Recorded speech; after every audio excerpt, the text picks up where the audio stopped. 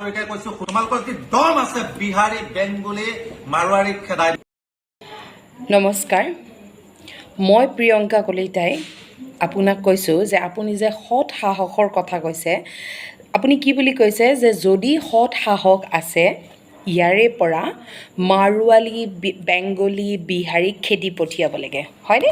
আৰু তেতিয়া আপুনি কাক খেদি পঠিয়াব? আপুনি অবৈধ নাগৰিকক ইয়াৰ পৰা খেদি পঠিয়াব। আপোনাৰ এইটো ঠিকে আছেনে? প্ৰথম কথা কওক, আপুনি সঁচা কথা ক'ব, আপোনাৰ এইটো ঠিকে আছেনে নাই? নে আপুনি তেজপুৰৰ পৰা আহিছে? এইটো ঠিকে আছেনে?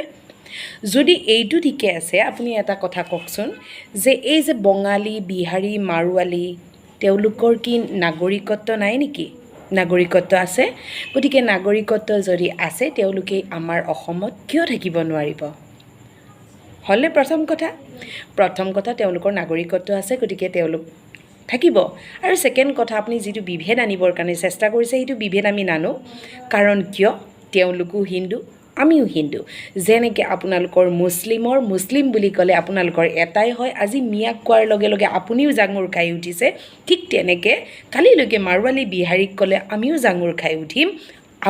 আপোনালোকে যেনেকৈ বিভেদ নাভাবে, আপোনালোকে যেনেকৈ এক আল্লাহ, এক ঈশ্বৰ, এক আল্লাহ বুলি ভাবি কেনে আপোনালোকে যেনেকৈ মুছলিম এক হৈ থাকে, ঠিক তেনেকৈ এই বঙালী বিহাৰী মাৰোৱালী অসমীয়া আমি সকলো এক, আমি হিন্দু, উই আৰ হিন্দু, ঠিক আছে?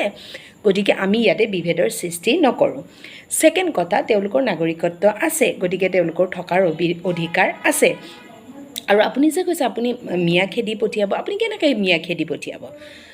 এতিয়ালৈকে অবৈধ নাগৰিক চিনাক্তকৰণ কৰি কেনে চৰকাৰে খেদি পঠিয়াইছে নেকি? চৰকাৰেই যদি খেদি পঠিওৱা নাই তেতিয়াহ'লে আপুনি কেনেকৈ খেদি পঠিয়াব? চৰকাৰে কি কৰিছে? চৰকাৰে কৰিছে যে যিখিনি চৰকাৰী মাটি আছিলে, যিখিনি চৰকাৰী মাটি বেদখল কৰি আছিলে, সেই মানুহবিলাকক তাৰে পৰা উচ্ছেদ কৰিছে। আপুনিও যদি চৰকাৰী মাটিত বহি আছে, কালিলৈকে আপোনাৰো উচ্ছেদ কৰিব। আৰু মই যদি চৰকাৰী ভূমিত বহি আছোঁ, তেতিয়াহ'লে মোৰ ভূমিও তেওঁলোকে উচ্ছেদ কৰিব। কাৰণ কিয়? কাৰণ সেইখিনি চৰকাৰৰ মাটি, গতিকে চৰকাৰী মাটিত বহি থকাৰ কাৰো অধিকাৰ নাই। চৰকাৰী মাটি চৰকাৰে উচ্ছেদ কৰিবই। এতিয়া কথা হ'ল, যিখিনি মানুহক উঠাইছে তেওঁলোকে চৰকাৰী ভূমিত বহি আছিলে, হয়নে? বহুত হাজাৰ শ বিঘা তেওঁলোকে চৰকাৰী ভূমি দখল কৰি আছিলে। গতিকে চৰকাৰী ভূমি চৰকাৰে লৈছে, হয়নে? তাতে আমাৰ ক'ব লগা একো নাই। আৰু চৰকাৰে বৰ্তমানলৈকে কোনো বিদেশী নাগৰিক এতিয়ালৈকে তেওঁলোকে চিনাক্তকৰণ কৰি বাংলাদেশলৈকে পঠাই দিয়া নাই। চৰকাৰে কি কৰিছে? চৰকাৰে বৰ্তমানলৈকে খালী নিজৰ যিখিনি চৰকাৰী ভূমি আছিলে সেইখিনি চৰকাৰে মুক্ত কৰিছে, হয়নে নহয়?